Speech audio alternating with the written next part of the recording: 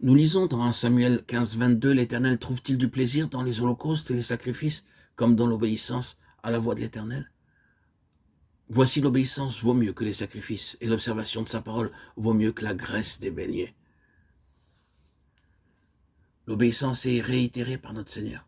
À la fin du sermon sur la montagne, Jésus ne dit pas que beaucoup s'émerveilleront de son enseignement ou s'étonneront de la grandeur de ses exigences dans lesquelles il se confie. Non.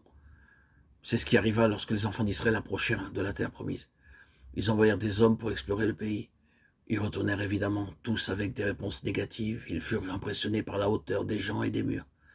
À cause de leur incrédulité, ils ne purent pas y entrer. Et aujourd'hui, les mêmes traits du peuple d'Israël se trouvent en nous. Nous considérons le sermon sur la montagne avec beaucoup de respect. Cependant, nous constatons notre incapacité face à ces exigences. Jésus veut des hommes vrais. Il veut ceux qui feront la paix, ceux qui pleureront pour les besoins des autres, ceux qui sont humbles. Si nous disons que cela n'est pas possible, cela ne sera jamais possible. C'est pourquoi Jésus a dit qu'il soit fait selon votre foi. Cela devrait être selon notre foi. Prenez par exemple les deux hommes qui rentrèrent dans la terre promise.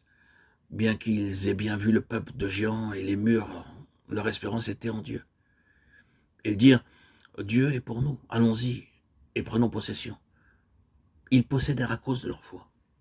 Aujourd'hui, nous sommes confrontés avec le même test. Quelle est donc notre attitude devant les exigences de Christ?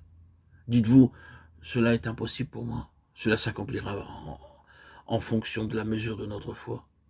Or, si nous disons, je peux faire toute chose par Christ qui me fortifie, et je vais de l'avant sous sa dépendance, nous verrons alors Jéricho tomber et le Jourdain se partager.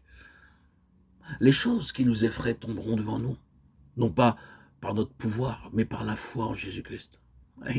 Ici est la véritable fondation. Vient maintenant la superstructure. C'est le véritable chemin de l'expérience de l'amour de Christ. Car quiconque fait la volonté de mon Père qui est dans les cieux, celui-là est mon frère et ma sœur et ma mère. Matthieu 12, 50.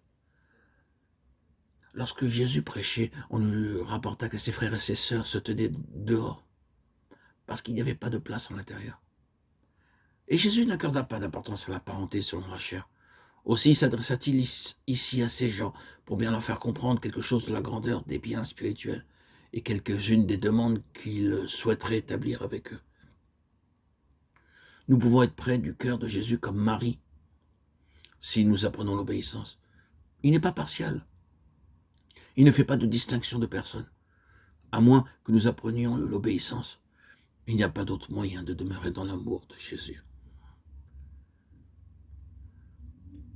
C'est la véritable voie pour que nos prières puissent être exaucées.